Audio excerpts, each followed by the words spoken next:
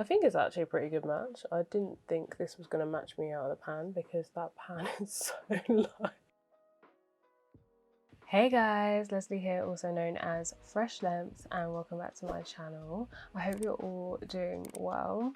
So back already with another Fenty Beauty video. I did mention in my last one that I had the new Pro Filt'r Soft Matte Powder Foundation. So I thought I'd do a little quick intro on this and my first impressions here. So it's a new powder foundation from Fenty Beauty. We've had two foundations before, both liquid, and like the others, this comes in 50 shades, which is incredible. I can't think of many powder foundations that come in that many shades.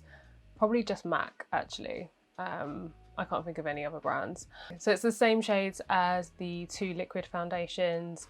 This one's meant to be buildable from light to full coverage. It's meant to be blurring, it's meant to be humidity resistant, sweat resistant, have this filter effect, and long lasting as well. Apparently Rihanna's been working on this for the last 3 years to get the formula right, and yeah, just really excited to try it. I have had a little play before just to kind of see what the wear was like, see what shade I am, because I was sent quite a few shades and I really couldn't work it out like what was going to work. So I've tried them all basically. Something I just wanted to mention quickly as well. So when I started this video, it was light outside, it was daylight, but because I live in the UK, it gets dark from about 3 o'clock, so I've now switched to artificial light. If you notice the light changes or it looks a little different, that's why. So I have 6 shades and they're all within the medium deep category. Like I said, I couldn't figure out what shade I was, and I've not really ever known what my Fenty Beauty shade was because I always mix foundations. I never stick to one shade generally. I have about 3 foundations ever out of the 100 I've probably tried that work straight out of the bottle. Just for reference, that's Pat McGrath M18, that's an olive foundation. The Dior Backstage foundation in 4WO, that's a warm olive.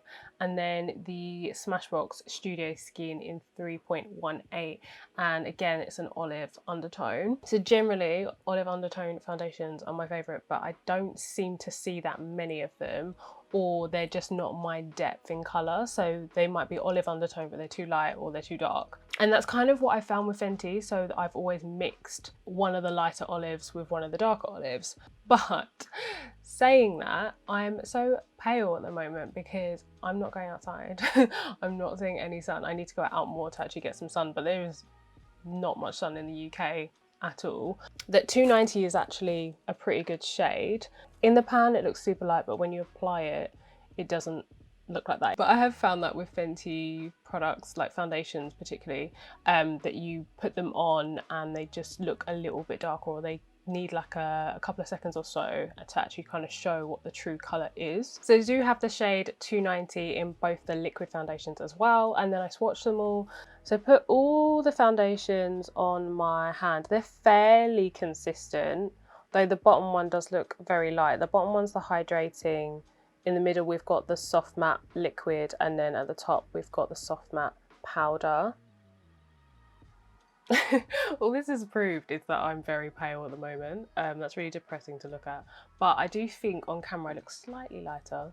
So if you know your shade in the liquid foundations, you should be able to buy the powder and it match. But obviously I've only tested one shade because that's the only shade I've got all the foundations in. But I thought I'd quickly run through all the shades I have anyway. So 290 is the lightest, and that's a medium with olive undertones.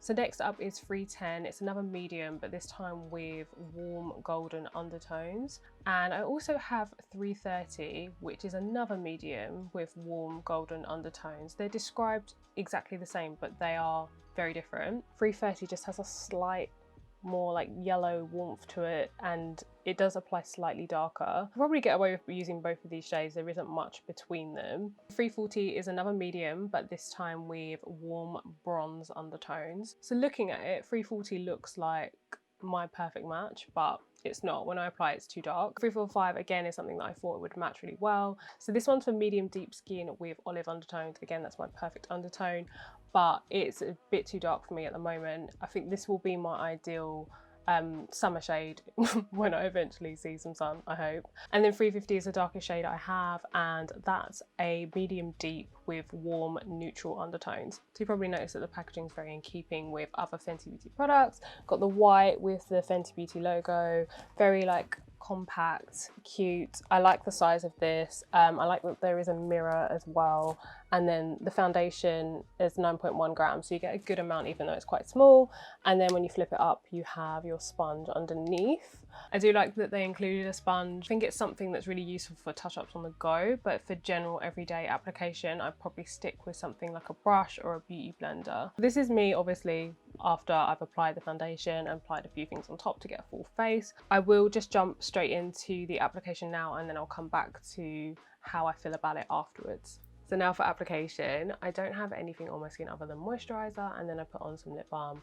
But yeah, I didn't want to put on any special primers or anything like that. I just wanted the foundation to be seen as it is without any extras, because I get that not everyone buys into a primer. So to apply, you can use a few different things. You can use the sponge included, you could use something like a beauty blender, or you can use brushes. I prefer brushes for powder foundation. So something more fluffy like the 170 setting brush is for like a lighter coverage. If you want more coverage, that's when you use something more densely packed.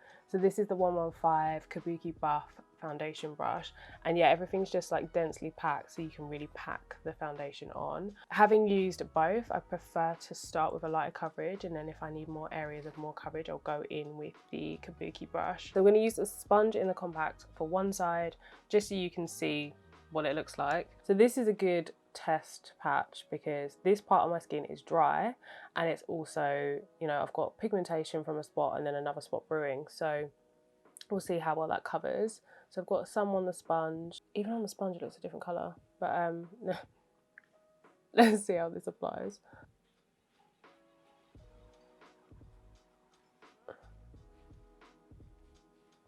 I do think it's tricky to get that coverage on a spot though. If it's not, I think I'd have to really pack it on. I think it's actually a pretty good match. I didn't think this was going to match me out of the pan because that pan is so light.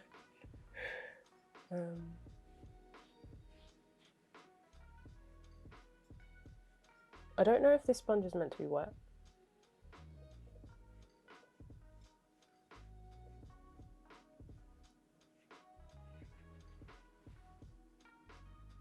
I really like the finish. Like, I do think it looks really nice on the skin. I don't like applying with a sponge though. This feels wrong. So I tried to layer that to be as full coverage as I could get. I don't feel like it is full coverage. It could be in between full coverage and medium. Like it's getting there, but it's not quite there because I can still see my pigmentation. You can still see your skin. I don't think that's a bad thing, but obviously it's marketed as a full coverage foundation compared to the other side. That was me, no makeup, with makeup. So I'm going in with the 170 on the other side. This is their setting brush, it's a bit fluffier. I'm kind of going in circular motions because I still kind of want to buff it, but it's not going to be like putting on a full layer of foundation. Yeah, so you can see with my forehead, it's still quite like natural looking. You can still see my like actual skin showing through. I like the light coverage. I think this is nice if you just want like a little bit of makeup.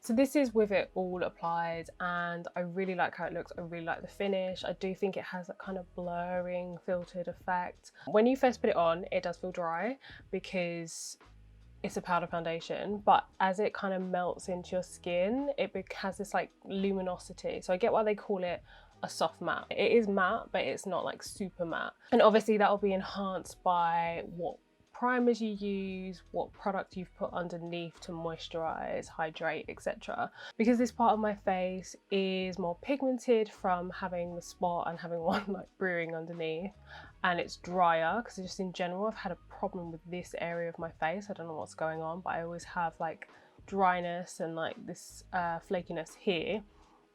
I will say if you've got dry skin, you need to put some kind of primer or some really good high like hydration product on there first before you put the powder on.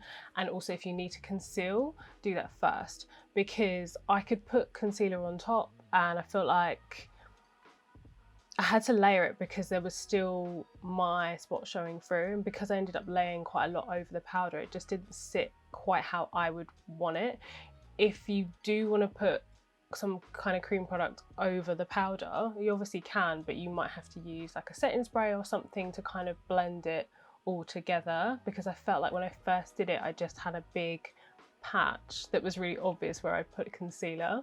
So I would just put concealer first, just so it's not so obvious I've tried to conceal it. So I did use the Cheeks Out cream blush. I used Summertime Wine and it's just so pigmented, so I just put like a little tap. I also used a highlighter from Milk to get like a nice little highlight, and they're both cream products and they sat beautifully over the powder foundation, so I didn't have any problems with those at all. So it was only really the concealer that didn't seem to sit right. Blended the two sides together now, so you can't really tell which one was the sponge. It was this side, and then this side had like a slightly lighter dusting of it. I feel like now they're all blended together, and like there's been time for my skin, like the natural oiliness and stuff, to come out and melt that all together. You can't really tell a huge difference between the two. Like I think if you really analyze it, you can tell that this side's like got a slightly lighter coverage, but to me it's not immediately obvious. I definitely prefer using with a brush than the sponge, but again, that's personal preference. I think it still does a really good job, so you don't have to necessarily go out and buy like special brushes or whatever if you just want to use what you have. I also haven't set this. I haven't put any powder on top. I haven't set it with any setting sprays or anything like that. This is just how the foundation looks after a couple of hours of wear. So we'll continue to use it as my main foundation just to see how it goes, because I do really like it. I am enjoying using a powder foundation, and there aren't many powder foundations that I actually like. Really nice to have something that works for me straight out of the pan and I don't have to mix. So I'm going to continue to use it as my main foundation and just see how it goes. If you guys want to see a full face using just Fenty Beauty products, let me know and I can do that, because I have a lot more products since I did my first full face of Fenty video probably like 2 years ago. So I'll put links etc in the description box. If you have any questions, let me know. Thanks for watching guys, and I'll see you in a new video soon. Bye!